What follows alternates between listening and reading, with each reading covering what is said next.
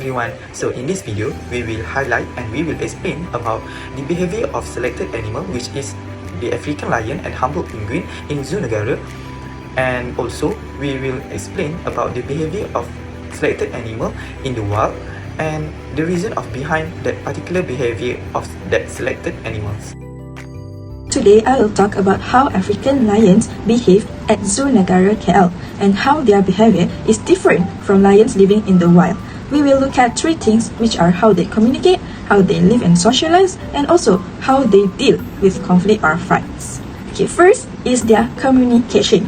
In the wild, lions talk to each other using sounds, body movements, and touch. They roar to show where their territory is and to find other lions. A lion's roar can be heard up to 8 kilometers away. They also rub heads and lick each other to show friendship and care. While in Zoo Negara, lions still use these ways to communicate. They roar and growl, but not as loud or often because they do not need to defend big areas.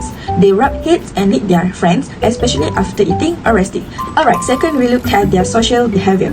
In the wild, lions live in groups called prides. These groups usually have female lions, their cubs, and a few males. They hunt together and also protect their area as a team.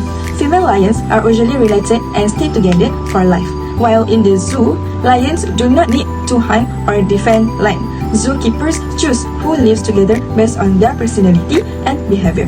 Lions still rest together, play, and groom each other. Even though their social life is simpler than in wild, the zoo gives them toys, puzzles, and also different food setup to keep them active and socialized. Last but not least, we look at how they deal with conflict. In the wild, lions fight for many reasons. For example, to protect their prides, to chase away other males, or to fight over food or lands.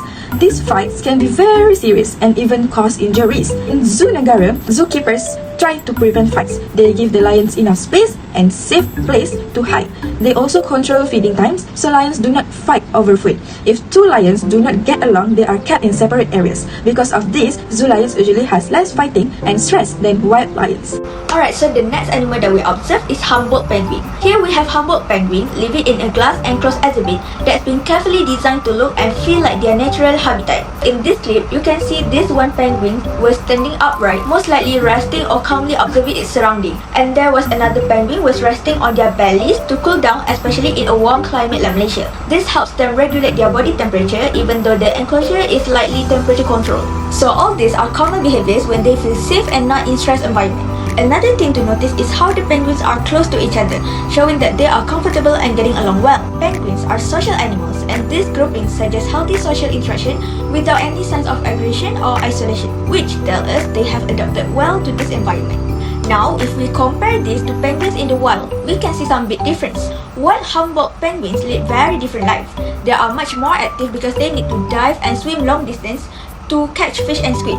They also live in larger colonies and they often compete for space and mates, especially during the breeding season. And also, wild penguins are most likely to show territorial or aggressive behavior during this time. And while captive penguins are mostly quiet, wild penguins are pretty loud. They make all kinds of calls to attract a mate, defend their territory, or warn each other about predators like fox. So overall, in terms of stress, captive penguin at Zoo Negara enjoys a safe and controlled environment compared to wild penguin, which are always in distress due to predators, food shortage, or even human disturbance. Besides, captive penguin display no signs of stress like aggressive behavior or loud noises, unlike wild penguin, which are much more active and using loud calls to communicate. In conclusion, the behavior of animals in zoo can be very different from those in the wild due to several reasons, including limited space, human interaction, and changes in their natural environment. While zoo may provide safety, food, and medical care, this condition can also lead to unnatural behaviors such as pacing, lack of hunting instinct, or even stress-related actions. Understanding these differences is important as it helps us improve animal welfare in captivity and reminds us of the importance of preserving natural habitats for wild animals to thrive. That's all from us. Bye.